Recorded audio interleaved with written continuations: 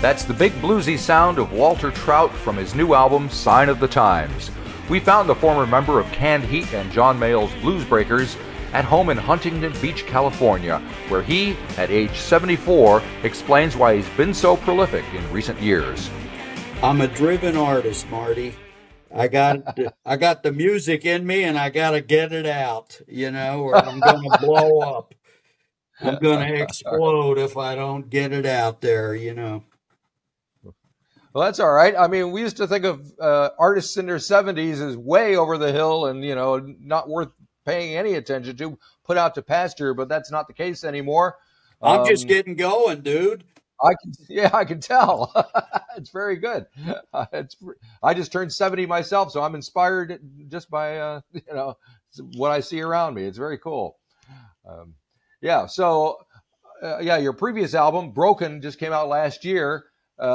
And what was the reaction to that? Did that have any effect on what we hear on Sign of the Times?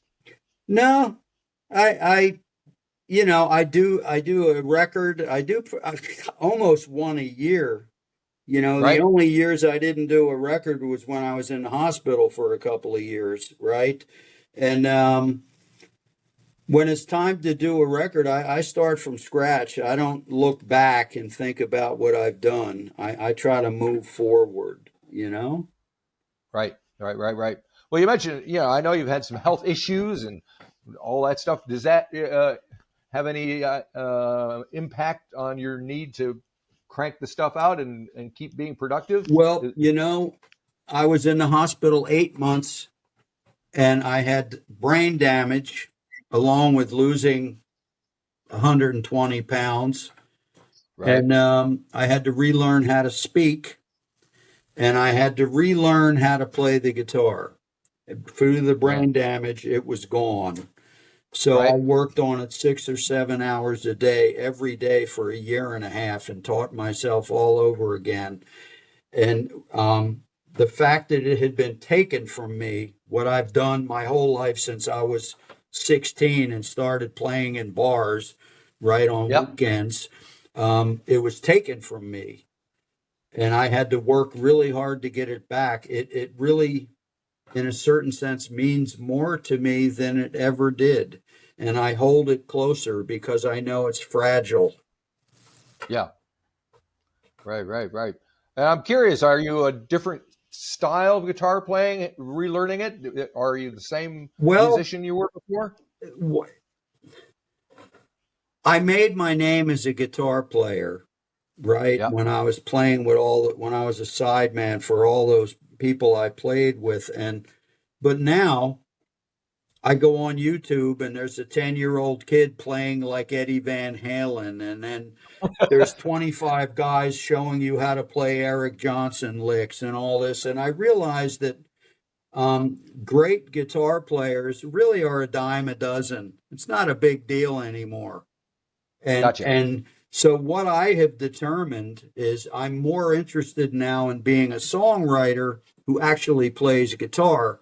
But instead of trying to come out and wow them with some licks, I want to play something that speaks to them and means something and tells a story. So I really do want to play less, but have it mean more. Does that make sense? It does indeed, yes. And so have you always considered yourself a songwriter, or is this relatively new? Well, I always did write songs. I wrote my first songs when I was in high school, and a lot of them turned up on my first 2 albums. As a matter of fact, I had a hit in Europe, a huge, giant #1 hit in 1990 with a song I wrote right out of high school for my high school girlfriend when we broke up. And I put it on my second album. We needed another song. I'm like, well, I got this ballad I wrote when I was 17, and okay. And we put it on, and it went massive. And so I've always did write songs, and I was always getting hired as a sideman. So that was how I was making my living. But I had a backlog of songs when I started my solo career, Right. And when you were working as a sideman, when you were in Canned Heat and working with John Mayall, did they give you any advice, insight as to where you should be heading with and focusing your talents on? Well, John Mayall was great at that, and as a matter of fact, when I was in his band, he recorded one of my songs, and I played guitar on it. And then Yep. after I left his band, I think he did 4 more of my songs. He did one of my songs with Billy Gibbons, as a matter of fact. And but he was really incredible at giving me inspiration and direction and talking to me about being serious about my talent and not just having it be the party, because I was really, really high for the first couple years I was with him, and he helped me get sober. And I've been now clean and sober going on 39 years, you know. That's impressive. That's impressive. Yeah.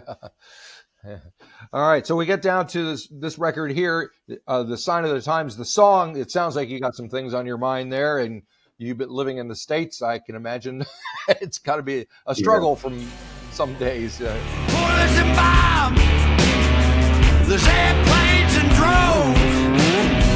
My phone is buzzing, but I still feel alone. We bend our necks in social media view, yeah. The money kings and the sons, they own all the news, yeah. It's a struggle I can't watch the news anymore, or I get too despondent. I do need to say that the lyrics of Sign of the Times were written by my award-winning songwriting partner who I'm married to. Right. She's an award-winning right? songwriter, and she handed me those lyrics, and I made music out of it, you know. Right. Yep. And she's from what, Denmark? Yeah, she's from Denmark. That must be an interesting perspective, having someone from that's not American, born and bred, to making comment on this stuff. Yeah, and from one of them damn socialist countries where all 3 of our sons have gone to college for free. You know, them damn socialists. Actually spending their tax money to help their citizens. Oh, Imagine the horror of it. You know, Yep, we're supposed to give tax breaks to billionaires, and you're supposed to pay thousands for college and for medical care, and we can't afford to help our citizens. Don't get me going. I'm sorry. I think it's too late. But you're right. I mean, people are so afraid, especially in the state, that somebody's going to get something for nothing, that they didn't earn it, you know. And the thing is, it's not for nothing. It's of course what not. It comes down to is this: the government takes in a certain amount of tax money, and they have revenue, and then they make the decision of where they're going to spend it, and that is a matter of priorities. Yep. And that's all it is. What are your priorities? Yeah, well, when you hear them say, well, we don't have the money to cover health care and all that, and then you look at the military budget and you go, well, you know. And also we can build a $200 million gold ballroom on the White House, but we can't have kids get free lunches in school. And now we have to cancel kids' cancer research. Yep. Please, let's get back to music. Yes, let's get back to music. You know, one song I like on it, well, not the one, but a one, is Mona Lisa's Smile, which is a little different than the rest of the record, but it's kind of caught me. And I can tell when you are down and feeling low, and I see the sadness in your eyes. So please let me be the one who tries to comfort you a while. My Mona Lisa smile. Well, that actually, believe it or not, came to me in a dream. Somebody was sitting with an acoustic guitar and they sang the first verse. And I jumped out of bed and there was a guitar by the bed and I have a little recorder and I sang the first verse into it, and then I listened to it and I wrote the rest of it in about 5 minutes. And that was given to me by the higher power, or given to me by Right. the universe, because it literally, the whole first verse was in the dream. And then the rest of it I wrote in 5 minutes. And I was like, wow, thank you. Yep. You know? Yep. Well, lucky you remembered the dream, because sometimes they're fairly fleeting. Yeah. You gotta write them down quick. But when Paul McCartney wrote yesterday after a dream, and he called it Yeah. scrambled egg. Exactly. Anyway. All right. And the another one I want to talk about was I Remember, which has kind of like, I just got through listening to the Allman Brothers, their Win, Lose, or Draw album. It kind of had an Allman Brothers vibe to it. Is that something?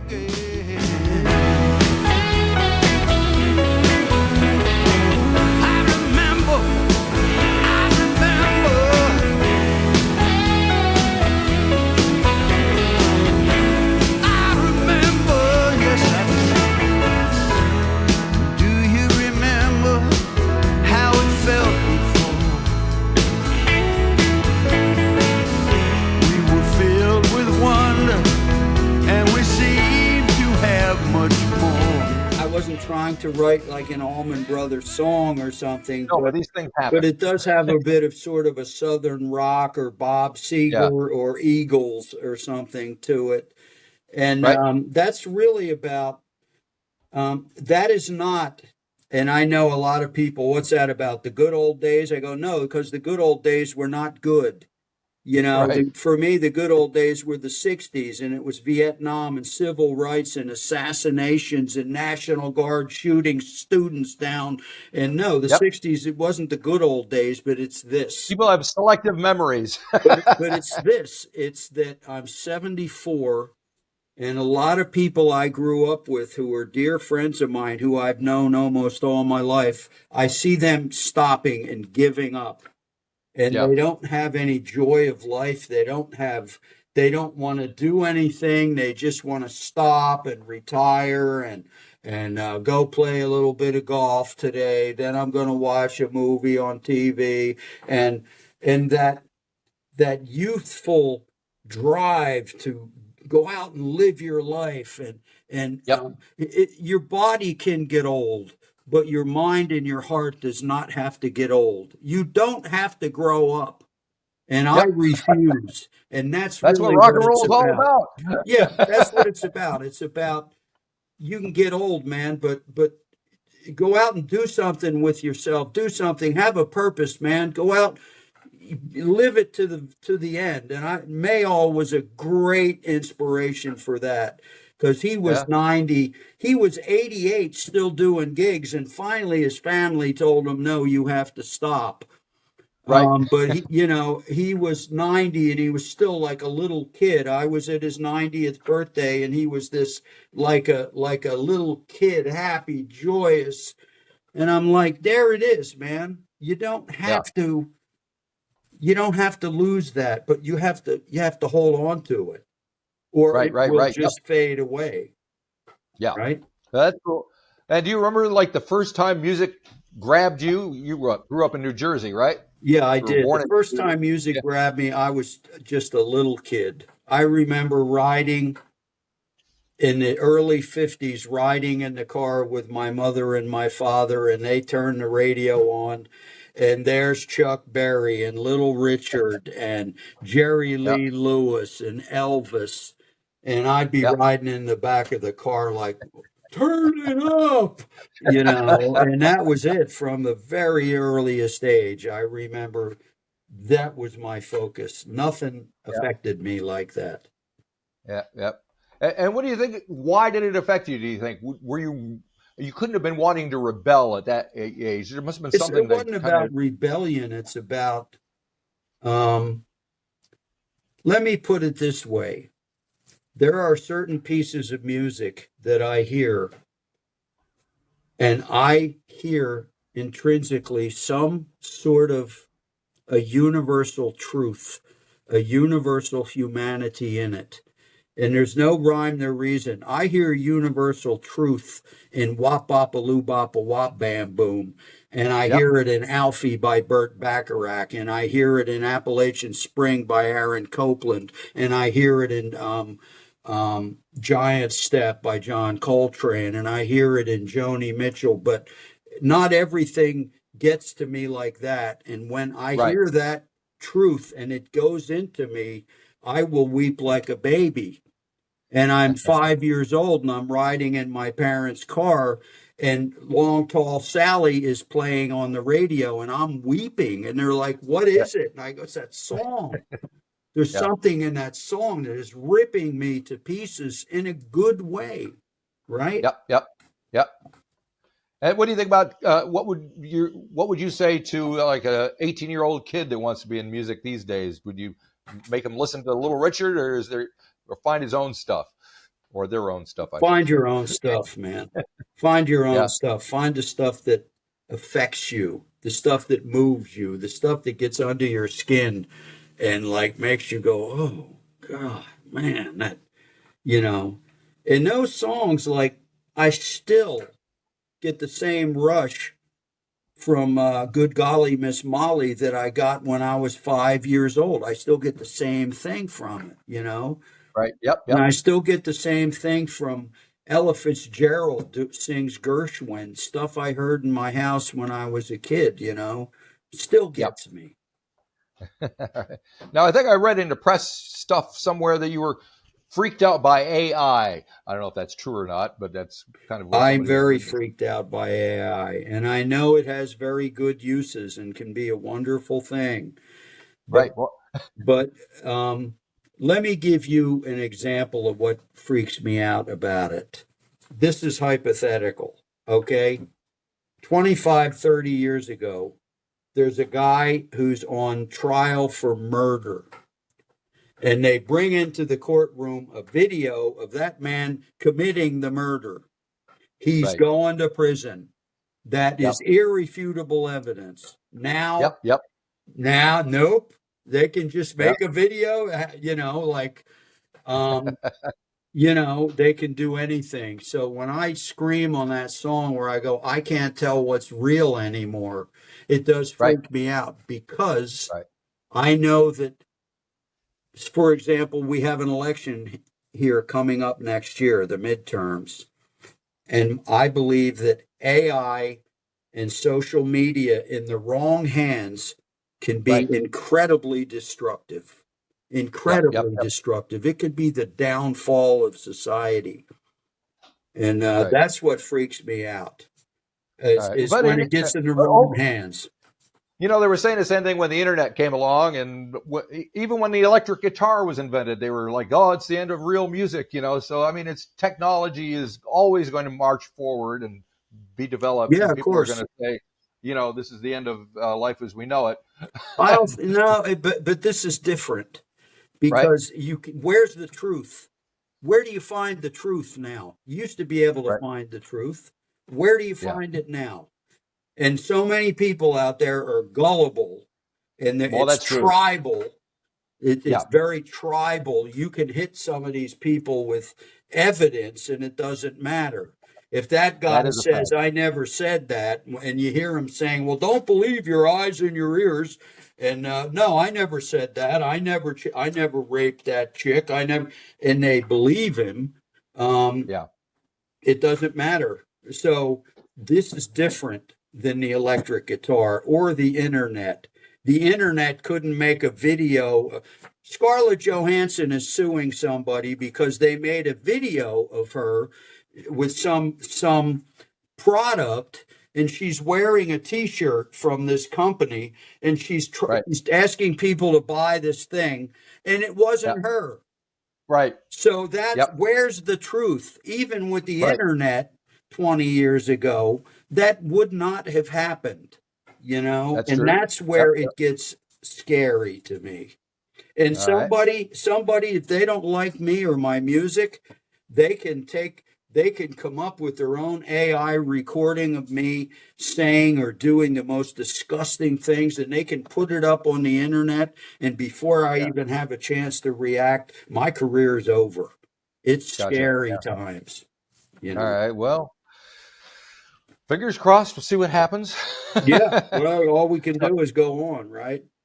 Well, that is true. And speaking of which, are you thinking about what you're going to do next? It sounds like you're like one step ahead of everybody else with your own stuff Well, going on. tomorrow I leave on a 5-week tour in the United States. That Right. ends in St. Louis in 5 weeks.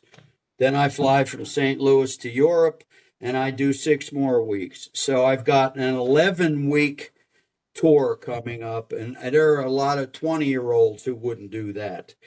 That's true. But here I go. And if I'm still alive at the end of that, I will have Christmas in Denmark with my family.